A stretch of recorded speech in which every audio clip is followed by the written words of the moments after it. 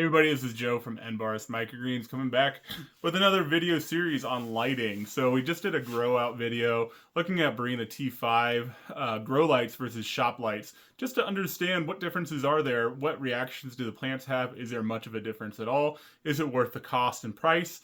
Those are all value determinations that you all have to make, but really this is going to get to the science behind why we saw some of those differences between those two different grows.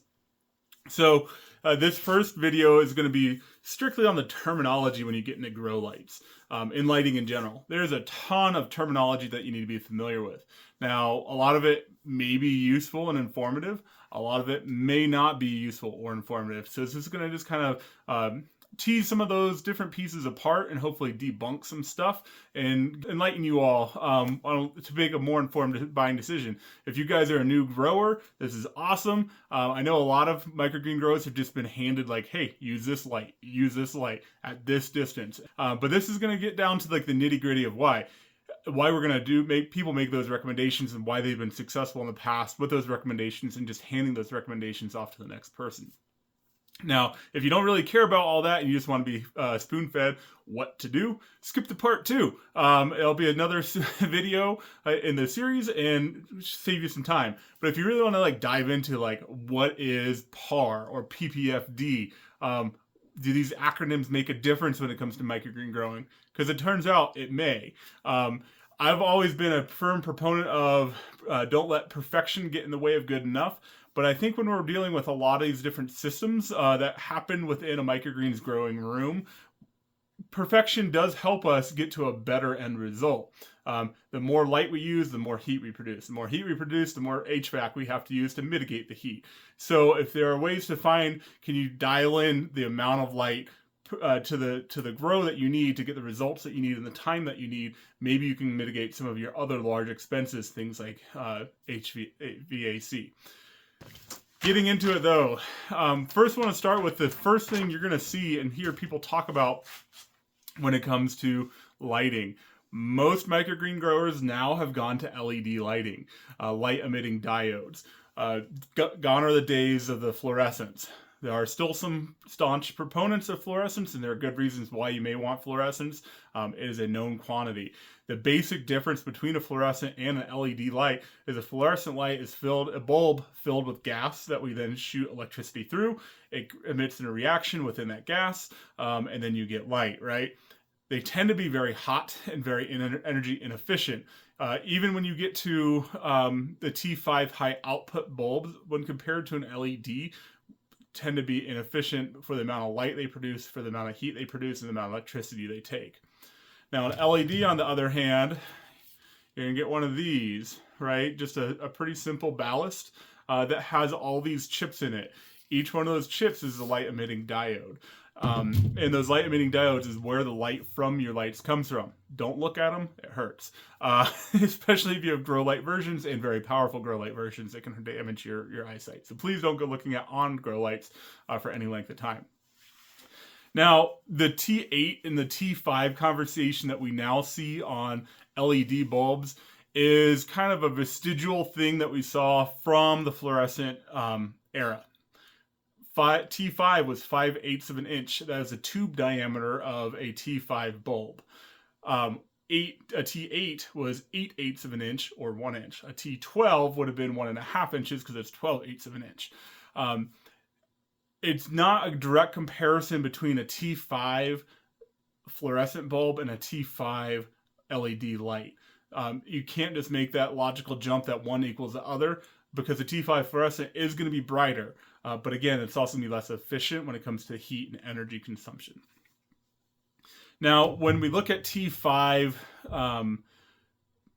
grow lights or even T5 shop lights, they're all going to have a pretty similar configuration in the LED world.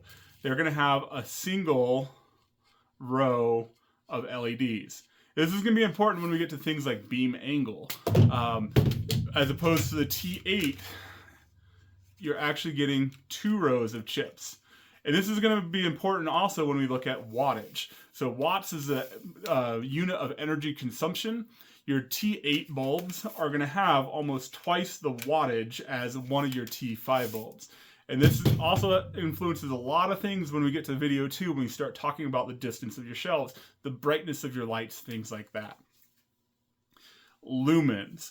Lumens is another one that you might often see, especially when you're looking at shop lights. I got rows of shop lights here. I got rows of, let me see if I get it, of grow lights over here. You're not going to see grow lights ever use lumens because they're designed and manufactured for growing plants. Shop lights, on the other hand, are manufactured for human use. So when it's overhead in a garage or wherever, what does the light look like? A lumen, when you look at the wavelength spectrum of light that is emitted, we as people have a pretty narrow spectrum that we can perceive, as opposed to plants, which have a broader spectrum that they can utilize in their photosynthesis. So when we get to lumens, lumens is a specific measure of the light scale that we as people can see, as opposed to something called PAR. PAR is photosynthetically active radiation. That is the full spectrum of light, and you'll hear that term tossed around a lot too, the full spectrum of light that plants can utilize. Going back to shop lights here, shop lights work, but you want to make sure you're in the higher range of Kelvin. So Kelvin is the amount of blue light that is within a light. This is also holdover from incandescent and fluorescent industries. So Kelvin is that unit of measure of like how white or blue a light would be. The higher, so when you get to 6,000, 65,000, 6,500, 6,000, 6,500, or 7,000 Kelvin, they're going to be quite white or quite even bluish in tint. And this could be important for a microgreen grower because blue on the PAR spectrum is very important for plants for their to drive photosynthesis. Now, when you get to grow lights, you're going to see something called a PAR map. If you ever are looking at like a Barina grow light and you're flipping through, you know, all the pictures and you're like, oh, what is that thing that has every color under the sun with different wavelengths up and down? That is showing you the amount of light that is going to be emitted through those specific wavelengths. This is also where we get to the pinkish lights over here from Barina.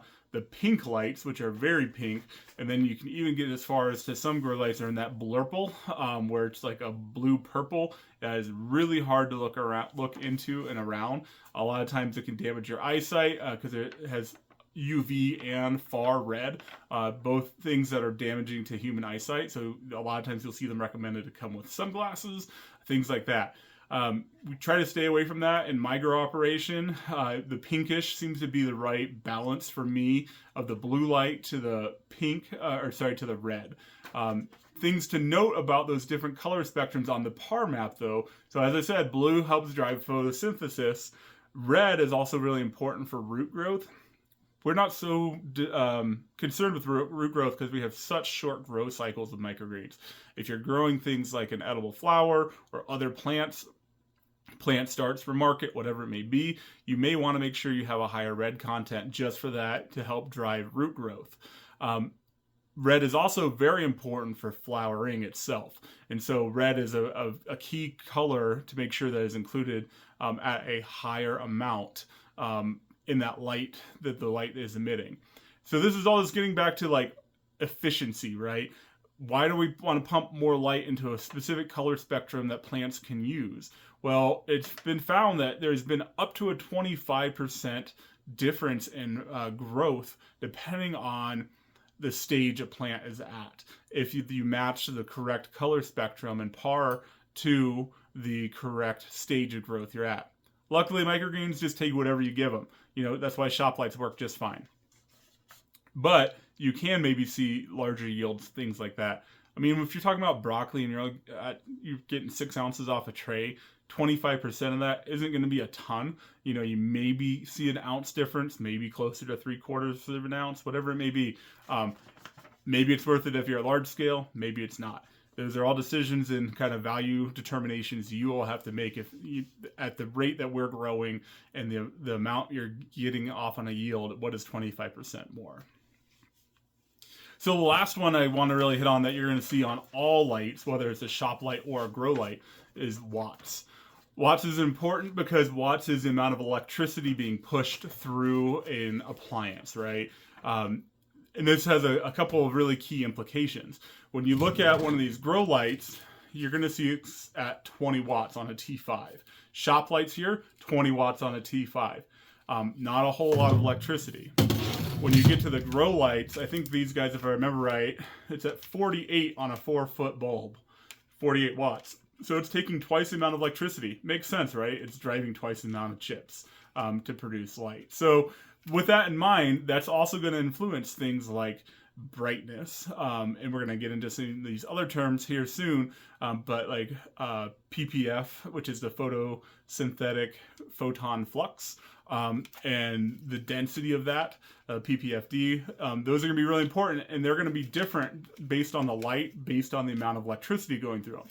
In my opinion, a lot of manufacturers give like different PPF ratings for different distances and different, and their maps are all over the place. Their averages are all over the place. And so it's a hard one to compare a light side by side.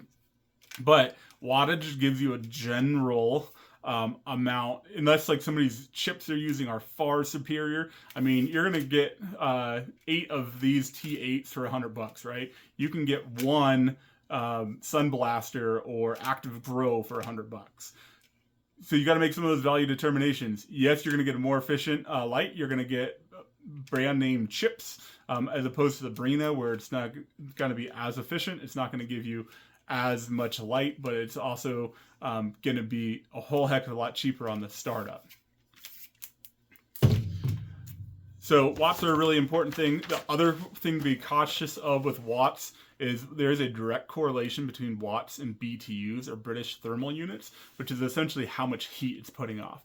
And so when you have a 48 watt light as opposed to a 20 watt light, it's going to be significantly more heat. Again, as I was saying, we have to think about mitigating for our heat in our rooms often, unless you're in Montana in the middle of winter like I'm about to be and I can't keep my room hot enough and I got my space heater going. For the most part though, most people are concerned about overheating smaller locations, and with that in mind, higher wattage lights sometimes are not the right solution. So that's just something else to keep in mind. So as I was saying, PPF, or photosynthetic photon flux, is essentially the active photons that can drive photosynthesis in a plant by a lighting system per second. And this is a really important measure when people are talking about and comparing grow lights. It's measured in micromoles per second.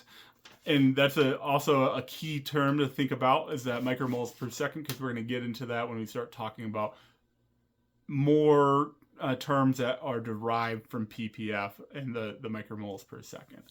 And that is essentially how much light is coming down at one time that a plant is able to use. Again, if there is light outside of that PAR spectrum, that plants, that photosynthetically active radiation, it's outside of that range. There may be some influences it can do to plants, like there's far red and UV light can do different things to plants. But for the most part, what we're looking at is truly how much light is coming down per second in that range that plants can use. And that's what PPF is. Not a super complicated term, but it's going to get a little bit more. PPFD, photosynthetic photon flux density. Now, this is getting to the spicy bits, right? This is where it's really the rubber's meeting the road, because it's no longer how much photons are coming out of this light per second. That doesn't really mean a whole lot to me, because what does it mean when it's, I want to know how it's affecting my shelf here, right? When it's on a 2 foot by 4 foot or 20-inch wide by 4 foot wide row of plants, like how is that affecting from edge to edge the amount of light that I need? That's much more important when you start thinking about the amount of light over an area. So what does a PPF map look like? This is essentially how we get to that PPFD. So we take a map and you divide it up and you take readings at set intervals. You're going to see your light is not even across the entire thing. In this example, it's easiest to think about the 4 foot light running lengthwise, and this being the width of your shelf, right?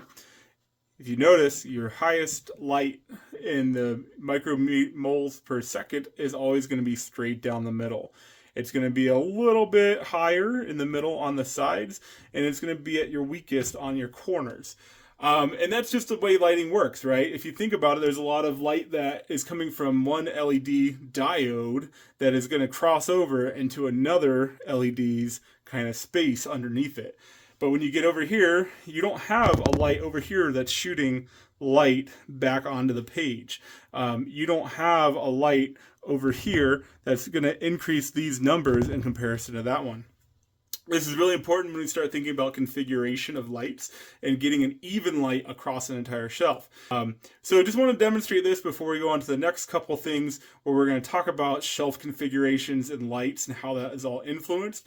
And when we talk about these numbers, remember this is micromoles per second, and how they get to your per meter squared is they take all these and they average it up. One thing when you see many PPF maps listed on websites, they're going to give you, guess what? The highest possible number. They don't care if it's like 88.5 here in the middle. They don't care if the total thing is actually closer to 82, because they can say, we're giving you 89 micromoles per second in the brightest part of that light. So just some misleading things the industry does to be aware of, that we want to look at it spread across the entire spectrum or the entire area. And that's why PPFD is actually a better figure, because when we think about it, if you got peas that are on the outside and they're getting a lot less light, guess what they're going to do? They're going to bend in and come closer to the light. They're going to grow higher, faster. It's not going to be even grow. You're going to see all sorts of weird stuff happening. So it's important that we get even light edge to edge on our 1020 trays. And this is also going to start informing when we think about things like DLI, or the daily light integral. And that is the amount of PPFD per day that a light is producing. Oh my gosh, there's all these terms, right? What does this all mean? Let's break it down. How much light does my P tendrils here need? Now, there's going to be somewhere between 16 and 12 moles per meter squared per day. Now, we don't have to do all these fancy calculations. You'll hear a lot of people say, just turn them for 12 hours, 14 hours, 18 hours, 24 hours, whatever works for you and the rest of your growing system. But how much light that is needed, how much light over that area is needed per day to get the plants to grow sufficiently. Now, you could always drive more growth potentially by having more light. We think about how all the world record pumpkins have come out of Alaska in the summertime, right? Because they don't have night, and the pumpkins are just can soak up as much sun as will beat down on them. So that's where DLI comes into. And we can start thinking about how much DLI is needed. And you can really start playing around with all sorts of different calculations there. Different densities of light. So you can use a less powerful light for a longer period of time. And maybe that works out on the electricity for you, where it lowers your electricity, lowers the heat generated in your room, whatever it may be. More powerful lights and have them turned off for longer. However you need to kind of work the system for you. It kind of gives you the tools in your toolbox if you start thinking about what is the total amount of light needed for my plants, and how is the best way, the number of daylight hours, right, under shop lights. And always remember, use your lighting intelligently to drive the rest of your system. If you're in Montana like me, the coldest part of the winter for me is going to be at night. I want my lights on generating heat at night. In the summertime, I don't have any air conditioning in my unit. I'm growing in a basement at 66 degrees outside of my room. I bring in cool air from the basement around me to help cool down my room, but I still don't want my lights running in the hottest part of the day. So I run them at night, year round. I only turn them on during the day here when I come in to take some videos. So for the most part, that's really where we're at, is just looking at how to maximize your light for your grow space. And it's really key to start understanding some of these terms. So I hope you enjoyed this. Hopefully see you back here in part 2, where we're going to talk about where the rubber really meets the road for microgreen growers, when we start talking about beam angles, distances between shelves, type of lights, and light configurations, how many lights per shelf. Why do you see me here running 3 or 2 Over here, there may be 1 grow light per shelf, things like that. Because they're all been configured based off of these different factors I've been talking about, and we're going to talk about how I came up with those different configurations. All right, we'll see you on the next video. If you're liking what you're seeing, please like and subscribe, hit the bell. I don't know, wherever they are, all over the screen. I'll put stuff in the description too for the links for the lights that I use and recommend. And I appreciate you guys tuning in. Hopefully you learned something just kind of about those different terms when you start hearing or like tuning into like a indoor growing forum for cannabis growers or other indoor growers. These are the things that they talk about that really gets into the nitty-gritty of how to maximize your light for your space to give your plants what they need without driving too much electricity costs, without overheating your room, and then you're mitigating with HVAC, things like that. So we'll see you in the next video. All right, see you then.